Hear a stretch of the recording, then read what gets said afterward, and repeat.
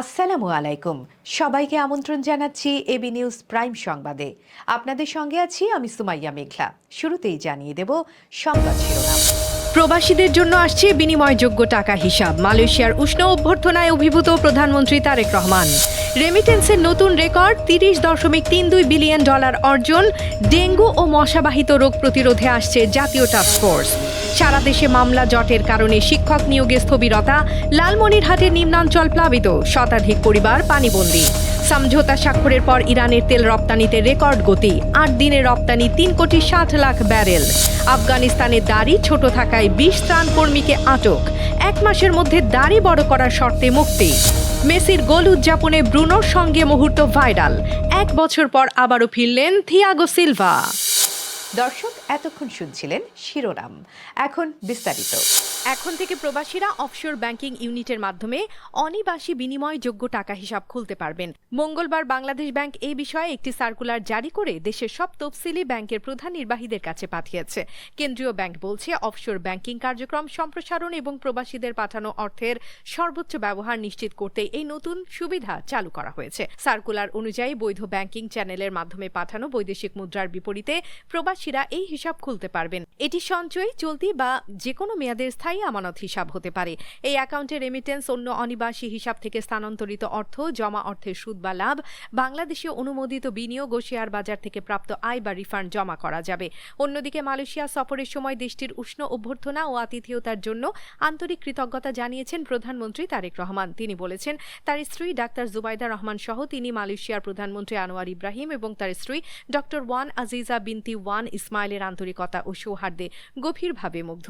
মঙ্গলবার ফেসবুকে দেয়া এক বার্তায় প্রধানমন্ত্রী লিখেছেন, মালয়েশিয়া সরকার এবং দেশটির বন্ধুভাবাপন্ন জনগণের যে সৌহার্দ্যপূর্ণ মনোভাব তিনি পেয়েছেন তা তাকে এবং তার পরিবারকে গভীরভাবে স্পর্শ করেছে। তিনি বলেন, প্রধানমন্ত্রী আনোয়ার ইব্রাহিমের সঙ্গে তার আলোচনা দুই দেশের দীর্ঘস্থায়ী সম্পর্ককে আরও দৃঢ় করেছে। বাংলাদেশ 2024-25 অর্থ বছরে রেকর্ড $30.32 বিলিয়ন রেমিটেন্স অর্জন করেছে। দেশের অর্থনীতি সচল রাখা, বৈদেশিক মুদ্রার রিজার্ভ শক্তিশালী করা এবং সামগ্রিক আর্থিক স্থিতিশীলতা বজায় রাখতে প্রবাসী বাংলাদেশিদের এই অবদান আবারও প্রমাণ করল তাদের গুরুত্বপূর্ণ ভূমিকা। মঙ্গলবার জাতীয় সংসদের ত্রয়োদশ সংসদের দ্বিতীয় অধিবেশনের চতুর্দশ বৈঠকে সংরক্ষিত নারী আসনের সংসদ সদস্য সেলিনা সুলতানার এক প্রশ্নের জবাবে প্রবাসী কল্যাণ ও বৈদেশিক কর্মসংস্থান মন্ত্রী আরিফুল হক চৌধুরী এই তথ্য তুলে ধরেন। স্পিকার হাফিজ উদ্দিন আহমদের সভাপতিত্বে প্রশ্নোত্তর পর্বটি টেবিলে উপস্থাপিত হয়। অন্যদিকে ডেঙ্গু সহ মশাবাহিত অন্যান্য রোগ প্রতিরোধে জাতীয় কমিটির প্রথম সভায় একটি উচ্চ পর্যায়ে টাস্কফোর্স গঠন করেছে স্থানীয় সরকার বিভাগ। মঙ্গলবার সচিবালয়ে অনুষ্ঠিত এই সভায় স্থানীয় সরকার মন্ত্রী মির্জা ফখরুল ইসলাম আলমগীর, প্রতিমন্ত্রী মীর শাহে আলম এবং সংশ্লিষ্ট সংস্থার শীর্ষ কর্মকর্তারা উপস্থিত ছিলেন।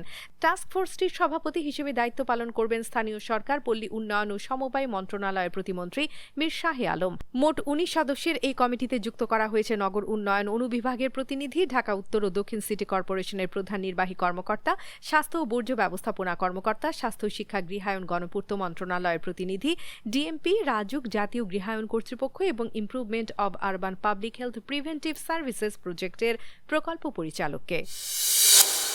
সারা দেশে মামলা জটের কারণে শত শত শিক্ষা প্রতিষ্ঠানে শূন্য পদে শিক্ষক নিয়োগ দেওয়া হচ্ছে না বলে জানিয়েছেন শিক্ষামন্ত্রী ডক্টর এহসানুল হক মিলন। তিনি জানান, 2017 সালের একটি মামলার জটিলতার কারণে 32,500 জন প্রধান শিক্ষক নিয়োগের প্রক্রিয়াও দীর্ঘদিন ধরে থমকে আছে। মঙ্গলবার দুপুরে চট্টগ্রামে 2026 সালের এইচএসসি পরীক্ষা উপলক্ষে শিক্ষা বোর্ড, আঞ্চলিক বোর্ড ও মাদ্রাসা শিক্ষা বোর্ডের কর্মকর্তাদের সঙ্গে মতবিনিময় সভায় তিনি এসব কথা বলেন। সভায় পরীক্ষার প্রস্তুতি, নিরাপত্তা এবং প্রশ্নপত্র ব্যবস্থাপনা নিয়ে বিস্তারিত আলোচনা হয়। কোর্টে মামলা কি 2026 সালের 18 তারিখে পরে হয়েছে? না, এই মামলা হয়েছে 2017 সালে। 287 জনের জন্য চ্যালেঞ্জ করতে গিয়ে আপনি 32,500 স্কুলকে খালি রাখলেন। অন্যদিকে পাহাড়ি ঢলের প্রভাবে তিস্তা নদীর পানি হঠাৎ বেড়ে বিপদসীমার উপর দিয়ে প্রবাহিত হচ্ছে। এতে লালমনিরহাটের তিস্তা তীরবর্তী বিভিন্ন নিম্নাঞ্চল প্লাবিত হয়েছে এবং শতাধিক পরিবার পানিবন্দী হয়ে পড়েছে। স্থানীয় প্রশাসন ও পানি উন্নয়ন বোর্ডের তথ্য অনুযায়ী পরিস্থিতি দ্রুত অবনতির দিকে যাচ্ছে।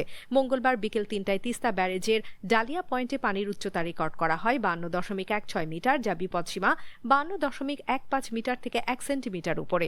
স্থানীয় বাসিন্দা ও পানি উন্নয়ন বোর্ড জানিয়েছে, উজানে ভারতের পাহাড়ি এলাকায় কয়েকদিনের টানা বর্ষণে তিস্তায় পানি প্রবাহ বেড়েছে।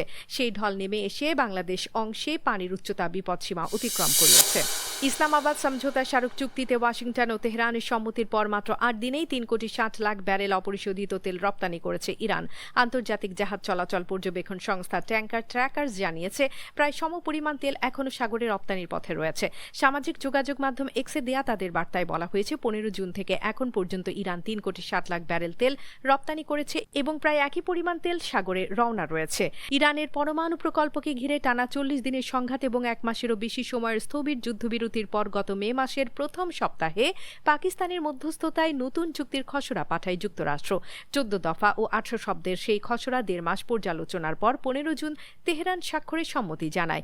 এরপর 18 জুন চুক্তিতে স্বাক্ষর করেন মার্কিন প্রেসিডেন্ট ডোনাল্ড ট্রাম্প এবং ইরানের প্রেসিডেন্ট মাসুদ পেজেশকিয়ান। চুক্তিতে স্পষ্টভাবে উল্লেখ ছিল স্বাক্ষরের পর ইরান হরমুজ প্রণালীর অবরোধ তুলে নেবে এবং এর বিনিময়ে যুক্তরাষ্ট্র ইরানি তেলের ওপর থেকে রপ্তানি নিষেধাজ্ঞা প্রত্যাহার করবে। উভয় পক্ষ এখন পর্যন্ত নিজেদের শর্ত মেনে চলছে, যার সরাসরি প্রভাব পড়েছে ইরানের তেল রপ্তানিতে। দাড়ি পর্যাপ্ত বড় না থাকায় ইরান ও আফগানিস্তান সীমান্ত থেকে 20 জন ত্রাণকর্মীকে আটক করেছে আফগানিস্তানের নৈতিকতা পুলিশ। পরে তাদের আবার ছেড়ে দেওয়া হলেও শর্ত দেওয়া হয়েছে আগামী 1 মাসের মধ্যে দাড়ি বড় করতে হবে, নইলে তাদের আর কাজ করতে দেওয়া হবে না। সংশ্লিষ্ট দাতব্য সংস্থা সোমবার এ তথ্য নিশ্চিত করেছে। যাদের আটক করা হয়েছিল তারা গত শনিবার ইসলাম কালা সীমান্ত ক্রসিং এর কাছে কাজ করছিলেন। তারা জাতিসংঘের সহযোগী সংস্থার সঙ্গে যুক্ত থেকে মানবিক সহায়তা কার্যক্রম পরিচালনা করছিলেন। International Organization for Migration IOM জানিয়েছে ইসলাম কালার রিসেপশন সেন্টারে কর্মরত যেসব ত্রাণকর্মীর দাড়ি ছোট বা শেভ করা ছিল তাদের আটক করা হয়। কয়েকজনকে সেদিনই ছেড়ে দেওয়া হলেও বাকিদের মুক্তি দেওয়া হয় পরদিন। এ বিষয়ে আফগানিস্তানের নৈতিকতা মন্ত্রণালয় কোনো মন্তব্য করেনি। তবে হেরাত প্রদেশের নৈতিকতা পুলিশের পরিচালক জিয়াউদ্দিন তাইয়েব দাবি করেছেন কোনো বেসরকারি সংস্থার কর্মীকে আটক করা হয়নি। তার ভাষায় দাড়ি ছোট থাকায় বিভিন্ন ক্ষেত্রে কর্মরত 5 সরকারি কর্মচারীকে আটক করা হয়েছিল। ম্যাচের অন্তিম মুহূর্তে দ্বিতীয় গোলের পর লিওনেল মেসির উদযাপনের একটি দৃশ্য রীতিমতো ভাইরাল হয়ে গেছে। সাধারণত গোলের পর সতীর্থ বা কোচিং স্টাফকে নিয়েই উদযাপন করেন খেলোয়াড়রা, কিন্তু এবার মেসির সামনে হঠাৎই পড়ে যান এক সাংবাদিক আর্জেন্টিনার TYC স্পোর্টসের প্রতিনিধি ওয়াকিন ব্রুনো। কর্নার ফ্ল্যাগের দিকে দৌড়াতে গিয়ে মেসি যখন উচ্ছ্বাসের সামনে এগোচ্ছিলেন তখনই ব্রুনোর সঙ্গে তার চোখাচোখি হয়।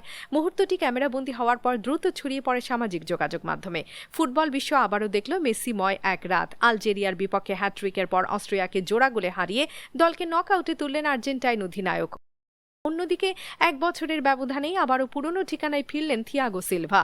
গত সোমবার অভিজ্ঞ এই ডিফেন্ডারের ফ্লুমিনেন্সেতে প্রত্যাবর্তনের আনুষ্ঠানিক ঘোষণা দিয়েছে ক্লাবটি। নতুন চুক্তি অনুযায়ী 2026 সালের শেষ পর্যন্ত ব্রাজিলিয়ান ক্লাবটির জার্সিতে খেলবেন 41 বছর বয়সী এই তারকা। গত বছরের শেষ দিকে ফ্লুমিনেন্সে ছেড়ে পর্তুগিজ ক্লাব পোর্তোতে যোগ দিয়েছিলেন সিলভা। ইউরোপীয় মৌসুম শেষ হওয়ার পর 2 পক্ষের চুক্তি বাতিল হলে তিনি ফ্রি এজেন্ট হয়ে যান। এরপর থেকে নিজেদের ঘরের ছেলেকে ফিরিয়ে আনার চেষ্টা শুরু করে ফ্লুমিনেন্স। দীর্ঘ আলোচনার পর অবশেষে সেই প্রচেষ্টা সফল হয়েছে। দর্শক, এতক্ষণ আমাদের সঙ্গে থাকার জন্য ধন্যবাদ। সর্বশেষ সংবাদ পেতে ভিজিট করুন আমাদের ওয়েবসাইট www.abnewsinternational.com এ। সেই সঙ্গে নিয়মিত ভিডিও নিউজ পেতে আমাদের ফেসবুক পেজ ও ইউটিউব চ্যানেলে চোখ রাখুন।